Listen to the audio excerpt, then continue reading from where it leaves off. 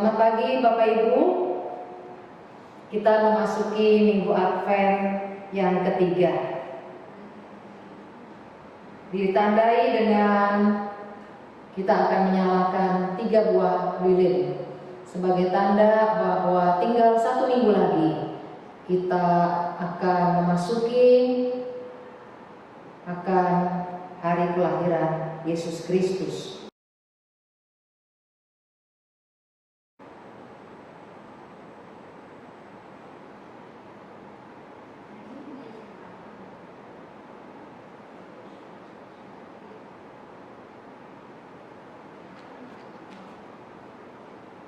Baik, kita mengambil waktu hening sejenak. Kita siapkan hati kita untuk kita memuji Tuhan. Mari kita mengambil waktu hening beberapa detik ke depan.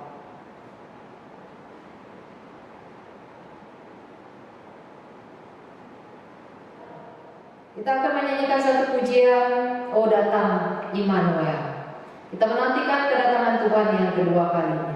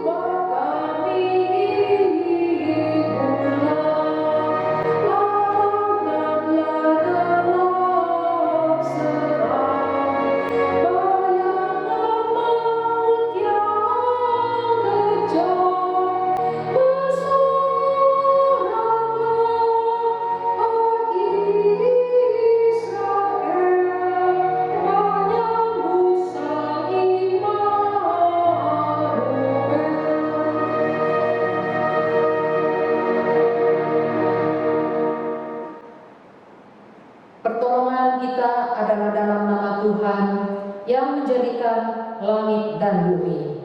Kasih, karunia dan damai sejahtera dari Allah Bapa kita dan dari Tuhan Yesus Kristus menyertai kita sekalian. Amin.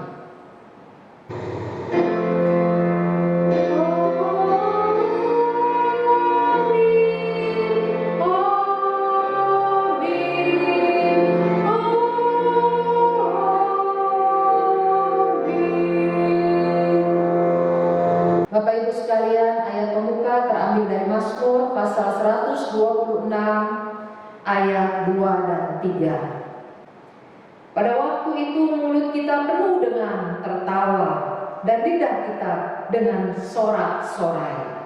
Pada waktu itu berkatalah orang di antara bangsa-bangsa, Tuhan telah melakukan perkara besar kepada orang-orang ini. Tuhan telah melakukan perkara besar kepada kita. Marilah kita bersuka cita. Kita akan masuk di dalam doa. Mari kita berdoa. Tuhan, kami sudah ada di minggu Advent yang ketiga, mengingatkan kami semakin dekat ya Tuhan, kami memperingati akan hari kelahiran-Mu. Tuhan, terima kasih kalau Kau izinkan kami ada di penghujung tahun. Kami juga bersyukur untuk kesehatan yang Tuhan berikan kepada kami. Tolong Tuhan, ketika kami memasuki akan hari kelahiran-Mu, biarlah kami menantikannya dengan aktif. Kami mempersiapkan hati kami mempersiapkan diri kami menyambut akan Engkau sebagai Sang Immanuel. Biarlah ya Tuhan, jauhkan kami daripada hal-hal yang jahat. Jadikanlah hati kami palungan Tuhan yang bersih. Kami serahkan Tuhan minggu Advent yang ketiga. Kiranya Tuhan kembali juga menyapa kami. Apa yang harus kami pikirkan, apa yang harus kami perbuat di dalam memasuki minggu Advent yang berikutnya. Biarlah Bapa, Natal kali ini sungguh-sungguh menjadi berarti buat setiap kami. Bukan sekedar lewat begitu saja, tapi kami boleh mendapatkan berkat rohani dari Tuhan. Kami serahkan Tuhan ibadah minggu Advent yang ketiga ke dalam tangan-Mu. Berfirmanlah Tuhan kepada setiap kami. Persiapkan kami juga untuk memuji-muji Tuhan. Hanya di dalam nama Tuhan Yesus kami berdoa. Amin. Mari kita menyanyikan satu pujian, Ku Ada Sebab Anugerah.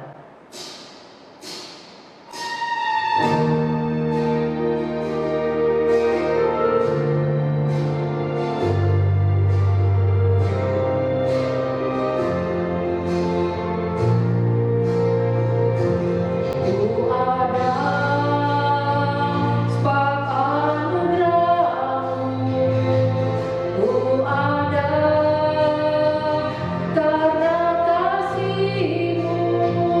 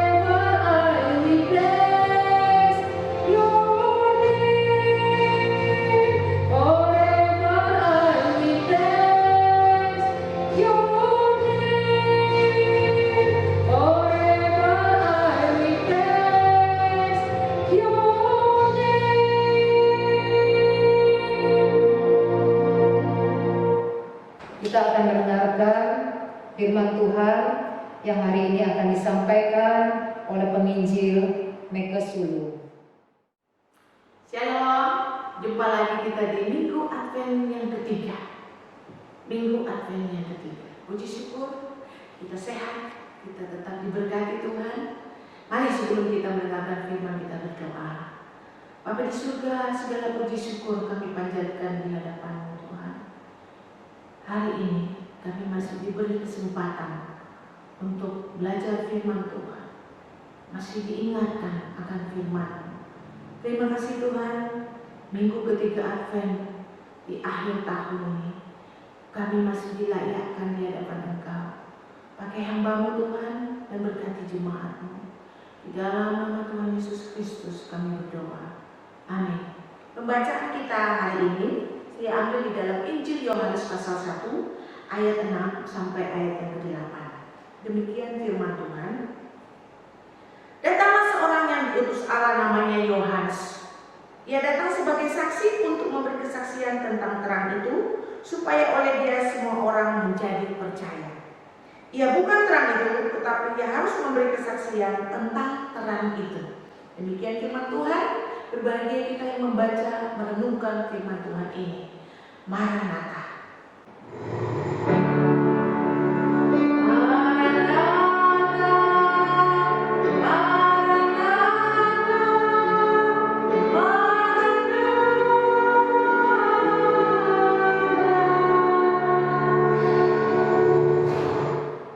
Tema kita hari ini, bukan aku, melainkan Dia.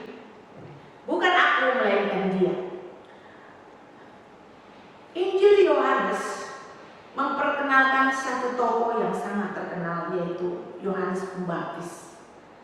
Di pasal 1 ini diawali dengan percakapan Yohanes Pembaptis dengan banyak orang. Ada orang-orang yang diutus oleh orang Farisi untuk mempertanyakan otoritas yang dimiliki oleh Yohanes Pembaptis. Mengapa dia berani-beraninya membaptis? Siapa orang ini? Jadi timbul pertanyaan, siapa sesungguhnya orang ini? Alkitab mencatat siapa Yohanes Pembaptis. Yang pertama saya mencatat Yohanes Pembaptis itu, Yesaya 40 ayat 3 mengatakan, ada suara yang berseru-seru, persiapkanlah di padang gurun jalan untuk Tuhan, luruskanlah di padang belantara jalan raya bagi Allah kita. Yohanes Pembaptis adalah seseorang yang telah dinubuatkan oleh Nabi Yesaya. Kelahirannya telah direncanakan oleh Allah, telah ditentukan oleh Allah. Lewat Yohanes Pembaptis, Allah mempersiapkan umatnya yang berkenan kepadanya. Karena tadinya memang Allah sedang tidak berkenan kepada umatnya. Kenapa? 400 tahun lebih, kurang lebih, Israel tidak mendengarkan firman Tuhan dari para nabi. Masa perjanjian lama sampai perjanjian baru adalah masa kegelapan, di mana Israel tidak mendengarkan firman Tuhan. Allah tidak berbicara lewat para nabi. Allah tidak menegur, tidak menyapa, tidak memberitahukan hal apapun kepada mereka. Sehingga masa ini disebut masa kegelapan. Dan lewat kelahiran Yohanes Pembaptis ini, Allah mempersiapkan umatnya untuk kembali berkenan kepadanya. Kembali berkenan kepadanya. Kalau tadinya tidak berkenan di hadapan Tuhan, tapi lewat Yohanes Pembaptis, Allah akan membuat umat menjadi berkenan di hadapannya. Karena Yohanes Pembaptis ini bertugas untuk memperkenalkan kepada umat, memperkenalkan kepada orang Israel akan kedatangan Sang Mesias. Dia akan memperkenalkan kepada dunia bahwa nanti akan lahir seorang Mesias, juru selamat di kota Daud, yaitu Yesus Kristus. Ini tugas daripada Yohanes Pembaptis. Jadi, lewat pemberitaan kelahiran Yohanes Pembaptis, ini menjadi satu titik awal kebahagiaan daripada orang Israel. Satu sukacita. Karena apa? Disinilah Allah mulai berbicara. Allah mulai menunjukkan kasih-Nya kepada Israel. Allah berkenan kembali kepada umat-Nya lewat seorang nabi, seseorang Yohanes Pembaptis yang akan memberitahukan kedatangan Sang Mesias. Allah kembali berkenan menunjukkan kasih-Nya kepada umat manusia. Yang kedua, siapa Yohanes Pembaptis? Ayat yang ke-7, ia datang sebagai saksi untuk memberi kesaksian tentang terang itu, supaya oleh dia semua orang menjadi percaya. Siapa Yohanes Pembaptis? Dia adalah utusan Allah untuk menjadi saksi. Saksi tentang siapa? Saksi tentang terang itu. Dia akan bersaksi tentang Mesias, tentang Mesias yang selama ini mereka sangat rindukan. Dia akan saksikan itu. Dia bukan terang itu, tapi dia yang akan menceritakan siapa terang itu. Inilah Yohanes Pembaptis. Lewat Yohanes Pembaptis, Allah memberikan dia tugas untuk menyiapkan umat yang berkenan. Sehingga tugas daripada Yohanes adalah untuk membawa umat kepada pertobatan yang sejati. Kalau tadi mereka hidup di dalam kegelapan, pada masa-masa yang mereka di mana mereka tidak lagi mencari Tuhan, tapi lewat Yohanes Pembaptis, Allah memakai dia supaya dia mempersiapkan umat yang berkenan di hadapan Tuhan. Sehingga tidak heran kalau di dalam khotbah daripada Yohanes Pembaptis, dia berseru-seru di jalan-jalan, di padang-padang belantara. Dia berkata kepada orang banyak, bertobatlah sebab kerajaan surga sudah dekat. Bertobatlah sebab kerajaan surga sudah dekat. Dia memberitahukan mereka untuk hidup kembali kepada pertobatan, kembali di jalannya Tuhan, karena selama ini mereka sudah jauh dari Tuhan.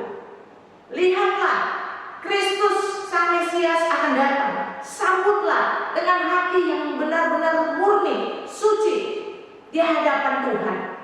Yohanes ingin supaya umat Israel saat itu benar-benar menyambut Sang Mesias dengan hati yang punya kerinduan akan Allah, punya kerinduan untuk kembali bersekutu dengan Allah, karena tadinya mereka benar-benar jauh dari Tuhan.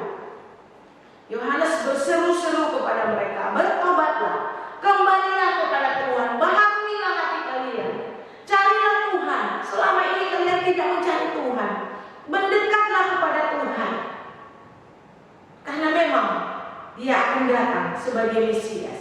Dia akan datang untuk membaharui hidup kalian. Hati yang tadinya tidak ada lagi damai sejahtera, Dia akan datang untuk memberikan damai sejahtera itu. Berita sukacita yang luar biasa bagi umat Israel. Lewat hal ini, ketika dia berkhotbah dengan sangat berapi-api, dengan tugas yang Tuhan berikan dalam diri Yohanes Pembaptis, orang-orang Farisi ingin tahu, jangan-jangan dia ini Mesias yang kami nantikan.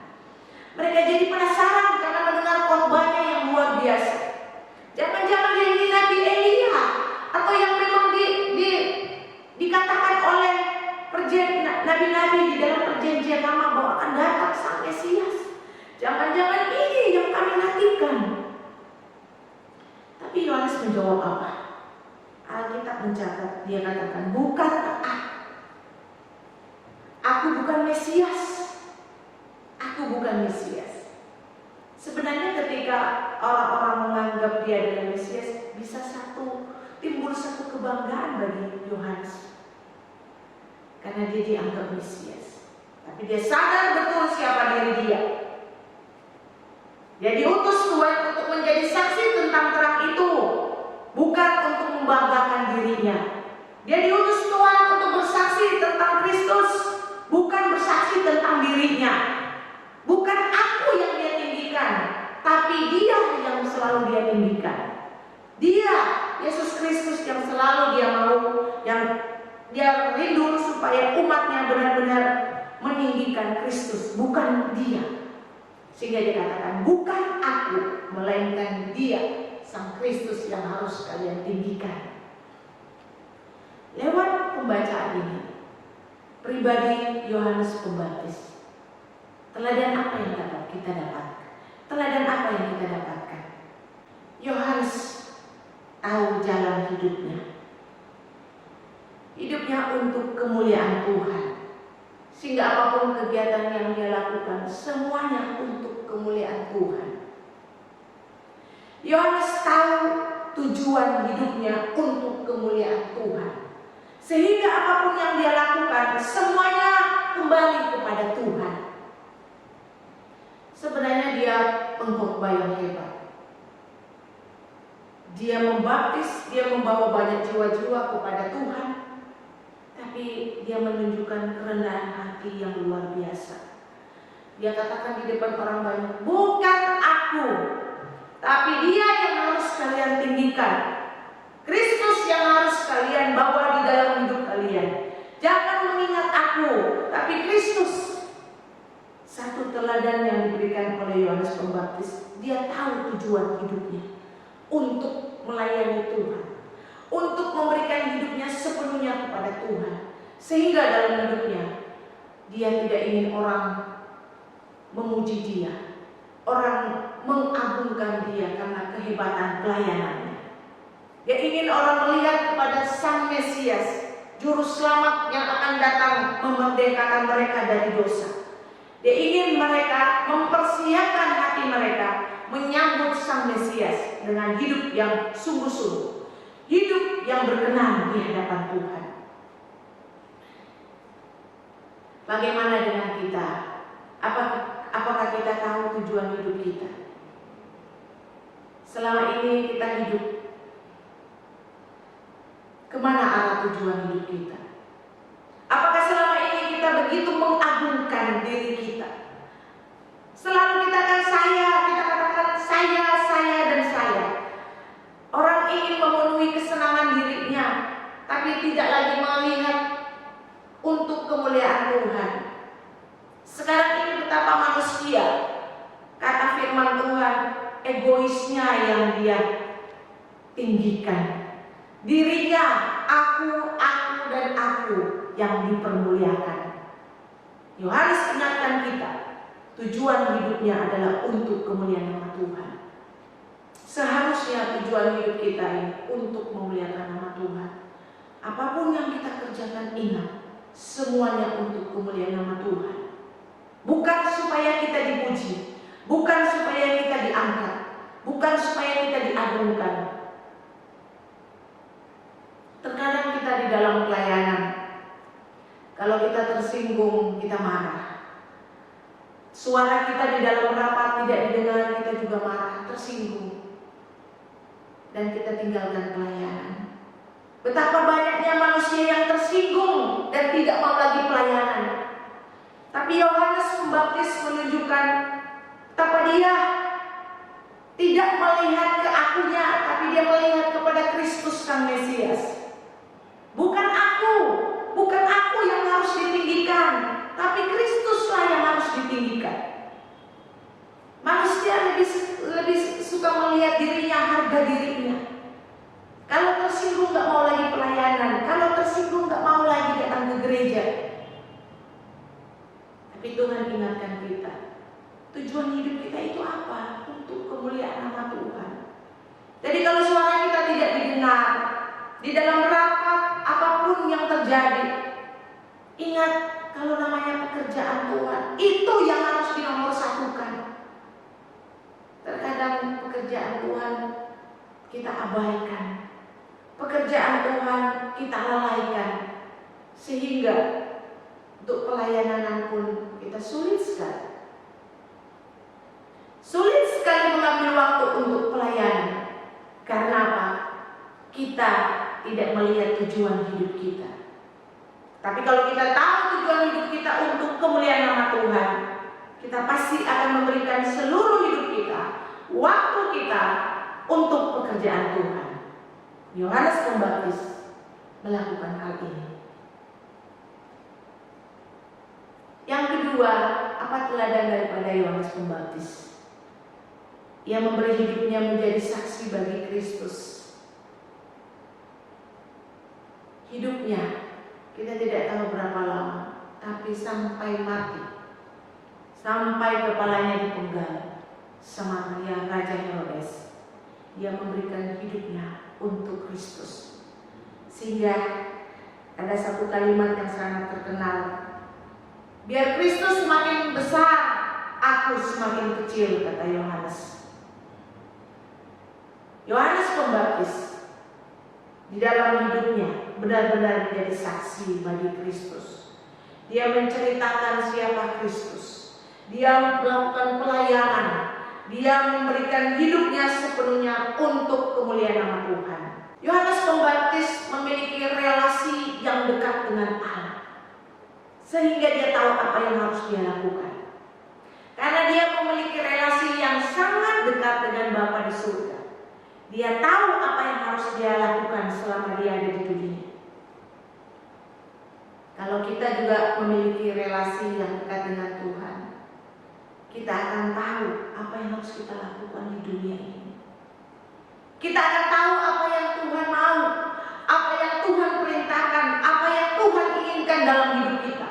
Karena kita punya relasi yang sangat dekat dengan Tuhan, pasti kita tahu kemauan daripada Tuhan kita.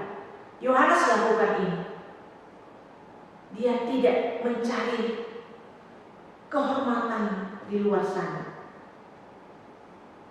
Dia tidak mencari kepentingan dia. Tapi dia selalu katakan, bukan aku melainkan dia yang harus ditinggikan. Yohanes mempunyai relasi yang sangat dekat dengan Bapa di surga, sehingga dia tahu apa yang harus dia lakukan, apa yang menjadi tanggung jawabnya selama dia hidup. Bagaimana dengan kita? Apakah kita punya relasi yang dekat dengan Allah? Saudara, Bapak Ibu yang terkasih, apakah kita mempunyai relasi yang dekat dengan Tuhan? Kalau kita punya relasi yang dekat dengan Tuhan, kita akan sangat tahu apa yang harus kita lakukan selama kita ada di dunia ini. Pandemi sekarang ini, banyak orang mengalami kesusahan, kesulitan hidup. Dan banyak orang percaya yang berbagi dengan orang-orang yang berkesusahan. Mereka tidak takut untuk memberikan uangnya demi orang-orang yang sedang kelaparan. Tapi ada juga orang Kristen yang cuek, yang sangat takut untuk memberi. Karena dia merasa saat pandemi, saatnya saya menabung sebanyak-banyaknya. Salah. Saat-saat seperti ini, Tuhan mau kita tunjukkan siapa diri kita sebagai orang Kristen yang adalah saksi Kristus. Apakah di dalam kesulitan hidup seperti ini kita menjadi saksi bagi banyak orang? Kita jadi berkat bagi lingkungan kita? Atau kita selama ini terlalu cuek, tidak peduli dengan lingkungan? Sampai saat ini ada banyak orang-orang percaya yang berbagi dengan orang-orang yang berkekurangan. Luar biasa, mereka sadar siapa diri mereka. Mereka punya relasi yang baik dengan Tuhan sehingga tahu apa yang Tuhan mau. Kalau kita punya relasi yang baik dengan Bapa kita, kita akan tahu apa yang Tuhan inginkan di saat-saat pandemi seperti ini. Kita akan tahu apa yang Tuhan mau dalam hidup kita di saat pandemi seperti ini. Marilah kita berbagi. Marilah kita peduli dengan sesama. Marilah kita membagikan kasih yang Kristus ajarkan kepada kita. Karena Kristus sudah terlebih dahulu membagikan kasih-Nya kepada kita. Dia datang ke dunia ini dengan memberikan nyawanya supaya kita bisa ditebus dari dosa-dosa, supaya kita bisa diselamatkan. Kedatangannya bagi kita untuk supaya kita diselamatkan, untuk supaya kita menjadi memperoleh hidup yang berkenan di hadapan Tuhan. Kalau kita punya relasi yang dekat dengan Kristus, kita tahu apa yang Tuhan mau. Natal di tahun ini, Natal yang sangat-sangat berbeda dengan tahun-tahun sebelumnya. Banyak sekali yang kita lihat di luar sana, orang-orang pada kesulitan ekonomi, punya kesusahan-kesusahan yang luar biasa. Saatnya kita tunjukkan kita adalah murid Kristus. Saatnya kita tunjukkan bahwa kita punya relasi yang baik dengan Tuhan. Kita mau taat dengan firman-Nya, kita mau melakukan firman-Nya, menjadi saksi bagi banyak orang, menjadi berkat bagi sesama kita. Bagikan kasih yang Tuhan sudah berikan. Bagikan itu di saat momen-momen Natal saat ini. Berbagilah dengan sesama. Perhatikanlah orang-orang yang sedang dalam kesulitan. Lihat penderitaan mereka, bantu mereka. Jangan kita hanya peduli hanya dengan diri. Kita menyenangkan diri. Diri terus yang kita ingat. Diri terus yang kita senangkan. Saatnya momen Natal ini, orang lain kita bagikan berkat, sehingga nama Tuhan dimuliakan, nama Tuhan yang ditinggikan.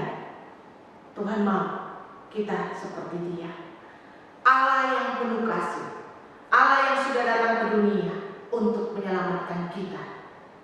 Tuhan Yesus memberkati. Tuhan, terima kasih untuk firman-Mu. Engkau mengingatkan siapa diri kami. Kami hanyalah utusan Allah. Kami hanyalah saksi-Mu Tuhan. Jadi kami harus menyaksikan, memberitakan tentang terang. Biarlah terang itu yang diangkat, yang dipuji, yang dihormati, ditinggikan, bukan kami ya Tuhan.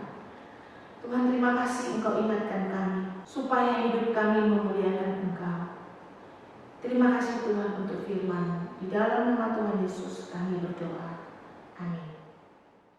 Bapak Ibu, mari kita bersama dengan gereja dari segala abad dan tempat, kita mengucapkan pengakuan iman menurut baptisan kita dengan mengucapkan pengakuan iman rasuli. Aku percaya kepada Allah Bapa yang Maha Kuasa, Khalik langit dan bumi, dan kepada Yesus Kristus, Anaknya yang tunggal Tuhan kita, yang dikandung dari Roh Kudus, lahir dari anak darah Maria, yang menderita sengsara di bawah pemerintahan Pontius Pilatus, disalibkan, mati dan dikuburkan, turun ke dalam kerajaan maut, pada hari yang ketiga bangkit pula dari antara orang mati, naik ke surga, duduk di sebelah kanan Allah Bapa yang Maha Kuasa, dan dari sana Ia akan datang untuk menghakimi orang yang hidup dan yang mati. Aku percaya kepada Roh Kudus, gereja yang kudus dan am, persekutuan orang kudus, pengampunan dosa, kebangkitan tubuh dan hidup yang kekal. Amin. Kita akan masuk di dalam doa syafaat. Mari kita bersama-sama gunakan waktu berdoa bagi setiap pergumulan kita dan juga pergumulan saudara-saudara kita seiman. Bapa di surga, kami bersyukur Tuhan untuk segala kebaikan-Mu, kesetiaan-Mu, pertolongan-Mu Tuhan, khususnya bagi saudara-saudara kami yang berulang tahun di bulan Desember. Kami berterima kasih untuk kesetiaan mereka di dalam mengiring Tuhan. Kami bersyukur Tuhan telah pelihara mereka sampai hari ini. Kami pun percaya ada rencana Tuhan yang indah buat saudara-saudara kami. Berkati Tuhan untuk Ibu Ayuningsi, Adik Kesia, untuk Petri, Ibu Yeni, untuk Diaken Chandra, untuk Ibu Liani dan Ibu Yanti. Kami sungguh berterima kasih karena mereka boleh terus bersama-sama dengan kami. Terlebih lagi mereka juga boleh melayani Tuhan. Biarlah hidup mereka sungguh dipakai untuk kemuliaan bagi nama-Mu. Berkati Tuhan keluarganya, Tuhan juga yang menolong kalau ada persoalan. Biarlah mereka juga melihat campur tangan Tuhan.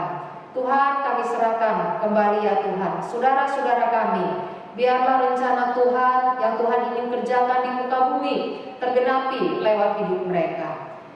Tuhan, hari ini kami juga mau berdoa bagi persoalan daripada saudara-saudara kami seiman, baik masalah kesehatan. Ada di antara kami ya Tuhan yang kurang sehat. Tuhan, kiranya Engkau juga campur tangan lewat obat yang kami minum. Biarlah ya Tuhan, tubuh kami kembali boleh kuat, kami kembali bisa melakukan aktivitas kami. Terlebih lagi kami juga bisa memuliakan Tuhan. Kami menyerahkan juga Tuhan, kalau ada di antara kami yang mengalami kesulitan dalam hal ekonomi, Tuhan, biarlah Engkau juga yang memberikan berkat kepada kami.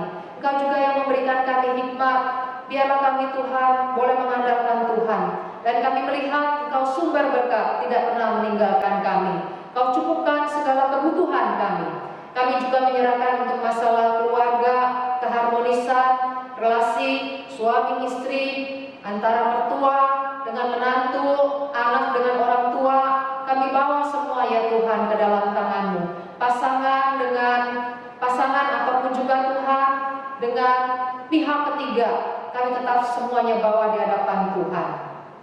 Tuhan, kami terus berdoa, biarlah kami yakin bahwa Engkau Allah yang memberikan kepada kami jalan keluar yang terbaik, sehingga membuat kami tidak gentar menghadapi banyaknya persoalan. Tapi kami tetap percaya bahwa Tuhan yang Maha Kuasa, Tuhan yang berdaulat, selalu memberikan yang terbaik buat setiap kami. Berkati ya Tuhan juga untuk bangsa dan negara kami di dalam mengatasi akan masalah COVID. Biarlah ya Tuhan ada titik terang, ada jalan keluar, boleh ada vaksin yang tepat, sehingga negara kami ya Tuhan boleh pulih dari resesi. Negara kami ya Tuhan bisa kembali melakukan pembangunan. Kami serahkan Tuhan para menteri ke dalam tangan-Mu. Beri mereka hikmat bijaksana. Inilah doa kami, di dalam nama Tuhan Yesus kami berdoa. Amin. Bapak Ibu, saudara-saudara yang dikasihi Tuhan, kita akan menutup ibadah kita. Kita akan menyanyikan lagu pengutusan, Tuhan inilah hidupku. Lagu ini mengingatkan kita, biarlah hidup kita boleh pakai untuk menjadi berkat. Kita hidup untuk kemuliaan bagi nama Tuhan.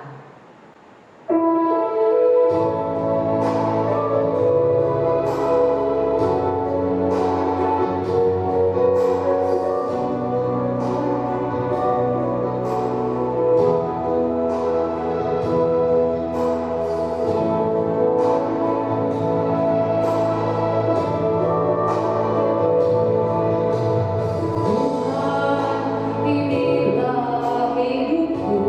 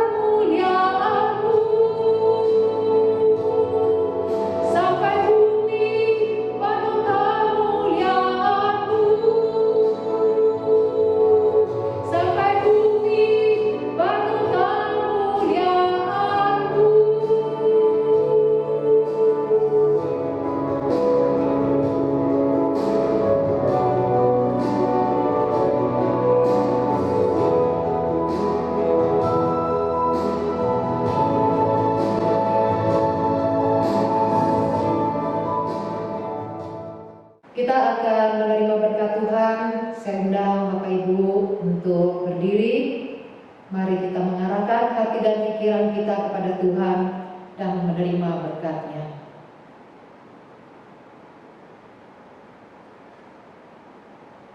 Kasih dari Tuhan Yesus Kristus yang sudah Tuhan nyatakan dengan Dia datang ke dalam dunia. Dia telah menebus dosa kita. Biarlah boleh kita ingat, boleh kita syukuri, dan kita juga boleh membalas kasih Tuhan dengan menjadi saluran berkat bagi banyak orang di sekeliling kita. Cinta kasih dari Allah Bapa yang sudah mengutus Yesus ke dalam dunia, pertolongan, penghiburan dari Allah Roh Kudus memampukan kita untuk hidup bagi kemuliaan Tuhan, bukan hanya untuk kepentingan kemuliaan kita saja. Diberkatilah engkau dari sekarang sampai selama-lamanya. Maranatha.